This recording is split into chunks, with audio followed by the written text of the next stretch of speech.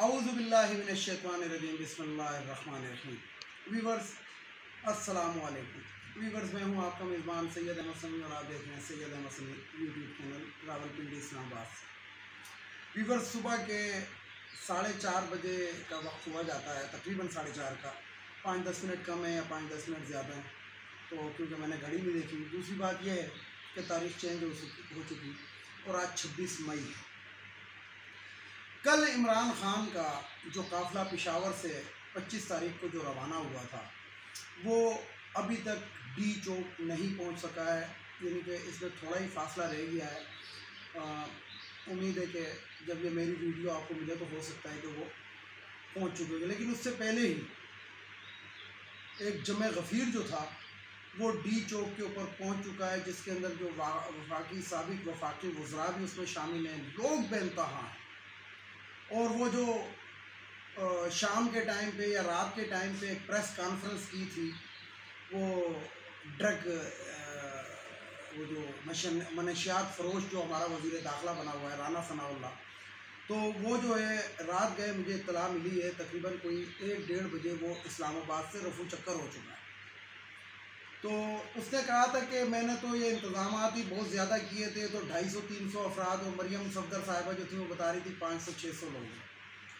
तो अब मेरा ख्याल है कैलकुलेटर के फिगर इनके ख़त्म हो जाएंगे अगर वो गिनने पे शुरू हो जाएं, क्योंकि और इसको गिनना बहुत आसान हो गया। अब वो दौर नहीं रहा, ये 88 की वो ख़त्म हो गई ये बातें। अब जो है ना, वहाँ पे जो मोबाइल टावर होते हैं ना, सिर्फ आप उनसे डेटा ले लें कि यहाँ पे कितने लोगों का मोबाइल इस टाइम जो है, क्योंकि सिग्नल जो होते हैं वो कैच करने होते हैं, तो वो बता दिया जाता है। तो पीटीए बड़ा ज़बरदस्त इसमें जवाब दे सकता है। बहरहाल मैं आपको बताऊँ कि शहबाज शरीफ की हुकूमत अमलन ख़त्म हो चुकी है। अमलन किस तरह ख़त्म हो चुकी है कि एक तो IMF ने जो कर्ज़े की किस्त देनी थी उससे भी इनकार कर दिया। ये रेज्यूम देख के वो जो इन्होंने काम किया था अमेरिका के मरासले के ऊपर, वो जो वहाँ से धमकियाँ में मरासला आया था, जिसको ये पहले मान नहीं रहे थे, फिर मान गए। और ये शहबाज शरीफ वो दोगला शख्स है कि जिसने कहा था कि अगर मरासला असला हुआ तो मैं इमरान खान असली हुआ तो मैं इमरान खान के साथ खड़ा हूँगा, लेकिन उसके बाद ये ऐसा यानी कि मैं अल्फाज नहीं ले सकता वीलॉग के अंदर कि ये वो शख्स है कि फिर खामोश। इसके नाम के साथ वज़ीर आज़म लगाने की जो घिनौनी साजिश हमारे मुक़्तदर हलकों ने और हमारे जजेस ने की है, पाकिस्तान की तारीख़ में इन जजेस का और उन हलकों के अंदर जो सरबराहान हैं उनका नाम ज़रूर लिखा जाए। तो बात यह है कि अभी चंद ही घंटे गुजरे हैं कि इनकी जो स्ट्रेटजी थी वो नाकाम हो गई, और जो राना सलाउल्लाह कसाई के बच्चे को जो इन्होंने बिठाया था वो बुरी तरह फ्लप हो चुका। तो अभी ये तमाम जो हैं सुप्रीम कोर्ट के तीनों जजेस जिन्होंने फ़ैसला दिया था, अब उनके उसके ऊपर आ गए, उनको झूठा साबित करने पे और ये तमाम जो मुश्किलात हैं उनके ऊपर डालने पे। बात ये है कि वहाँ पे कुछ दरख्तों को और इन चीज़ों को आग लगाई गई, और वो आग अब अगर तहरीक इंसाफ के लोगों ने लगाई है, मैं इसको कंडेम करूँगा, मैं इसको अच्छा नहीं समझूंगा। लेकिन आंसू गैस, क्योंकि मैं एक रिटायर्ड फौजी हूँ, मुझे बताने में कोई शर्म महसूस नहीं होती, तो आंसू गैस का जो इलाज है वो यही है कि उस जगह पर आग लगा दी जाए, धुआं कर दिया जाए। तो जिस तादाद के अंदर इन्होंने शेलिंग की थी, इसके अलावा उन लोगों ने भी आखिर ज़िंदा रहना है, और सबसे पहले जो है वो अपनी ज़िंदगी हर एक को अजीज़ होती है, तो उन्होंने शायद उन दरख्तों को, शायद ही लोग यकीनन आग लगाई होगी। तो ये सुप्रीम कोर्ट को देखना चाहिए कि इतनी वाफर मिकदार में शेल किस लिए फायर किए गए। बोल तो जब सुप्रीम कोर्ट ने कह दिया था कि उसको आने दो, फिर सुप्रीम कोर्ट ने कहा था कि 10 बजे हुकूमती नुमाइंदे और ये जो है वो बैठें, लेकिन हुकूमत वालों ने बैठने से इनकार कर दिया। इनकार क्या कर दिया कि जब PTI वाले इनका इंतज़ार करा के चले गए, तो उसके बाद ये लोग पहुँचे और जनाब उसके बाद सारा मलबा जो है सुप्रीम कोर्ट पे डालने की कोशिश की। तो बहरहाल सुप्रीम कोर्ट ये देख रहा है। इनके तो जो अटॉर्नी जनरल हैं वही इतने वो होंगे कि वो तो कह रहे थे कि जनाब लोग ही नहीं आ रहे। राना सनाउल्लाह कह रहा था लोग ही नहीं आ रहे, तो फिर इनको गम किस चीज़ का था, इनको डर किस चीज़ का था। लेकिन अब मैं आपको बताऊं कि हर एक की कांपे टांग गई हैं, और ऐसी टांगी हैं कांपे कि इनको पता लग जाए।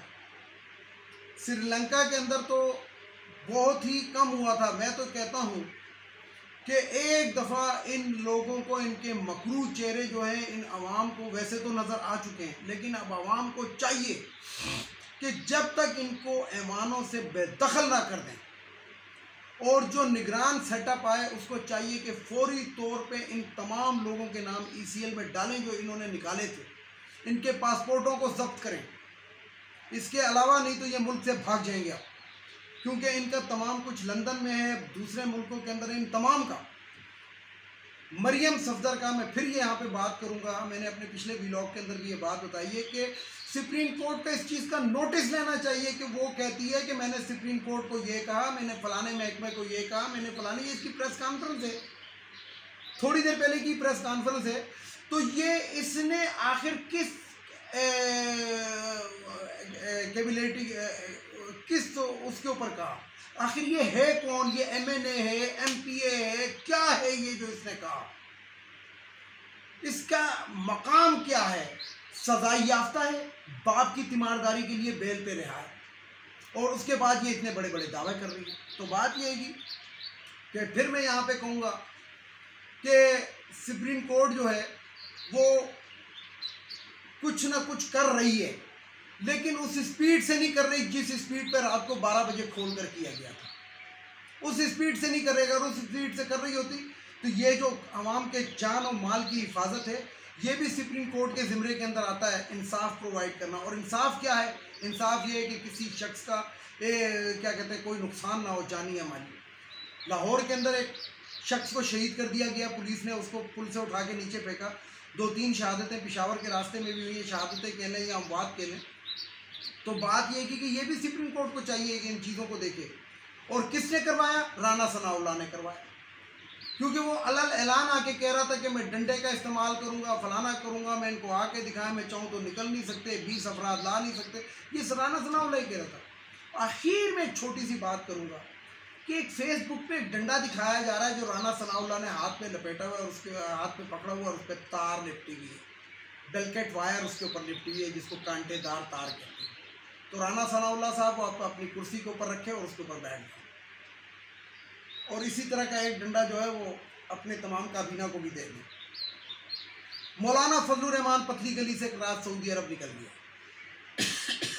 आसिफ अली जरदारी जो कुछ अरसे पहले तक जब इमरान खान की हुकूमत थी तो वो जिसे कहते हैं व्हील चेयर पर बैठा हुआ था, आज वो दंदनाता हुआ फिर रहा है। तो आज से आसिफ जरदारी का जो नारा था ना कि एक जरदारी सब पे भारी, अब वो एक जरदारी सब पे भारी नहीं, एक जरदारी नीरी बीमारी हो गया। और वो जो इमरान खान कहता था कि ये सिंध का नासूर है, तो सिंध के नासूर ने जो कुछ कराची के अंदर औरतों के साथ किया, उसकी पुलिस ने किया, तो ये काबिल मज़म्मत है। तो बहरहाल इमरान खान, क्या वो लफ्ज़ थे, क्या वो अल्फाज थे। रमज़ान का महीना था कि एक शख्स एक डायरी लेके निकलता है प्राइम मिनिस्टर हाउस से, उसको निकाला जाता है, उसकी मुंतखब हुकूमत को पैसों के ऊपर, नोटों की वजह से और जजेस और जितने भी लोग थे निकालते हैं। और वो कहता है कि क्या कोई रह तो नहीं गया, जो मेरे मुखालिफ नहीं है, कोई ऐसा बंदा रह तो नहीं गया। आज वो कितना बड़ा लश्कर लेकर इस्लामाबाद में फातिहा की तरह, फातिहीन की तरह दाखिल हो रहा है। अपने पिछले व्लॉग में मैंने कहा था कि पेशावर की तरफ से जो भी आया वो फातिह ही बनता है। मेरा इलाका है, मैं पेशावर का रहने वाला हूँ। यहाँ पे मैं अपने व्लॉग के आखिर के अंदर एक बात करना चाहता हूँ। मैं उन तमाम पठानों को, खैबर पख्तूनख्वा के लोगों को सलाम पेश करना चाहता हूँ, अजीम सलाम पेश करना चाहता हूँ, जिन्होंने इमरान खान को इस्लामाबाद तक बखैर व खैरियत पहुँचाया। उन्होंने इसका ज़िम्मा लिया था। और वाकई पठान एक गयूर कौम है, और वो जो कहते हैं कि पहले पठान और बाद में मुसलमान, तो ये एक हकीकत है कि आज उन्होंने पठान और मुसलमान होने का हक़ अदा किया। जो शख्स उनके पास मेहमान बनकर गया था उसको उसके मनसब तक पहुंचा दिया, उसकी मंजिल तक पहुंचा दिया। वीडियो को लाइक करें, शेयर करें, सब्सक्राइब करें, बेल आइकन के बटन को ज़रूर दबाएं ताकि मेरी नेक्स्ट वीडियो आपको मिल सके। इसके साथ ही इजाज़त चाहता हूँ। नए पाकिस्तान के अंदर दोबारा से खुश आमदीद। दूसरा इम्पोर्टेड हुकूमत नामंजूर और आखिर में वही नारा पाकिस्तान जिंदाबाद।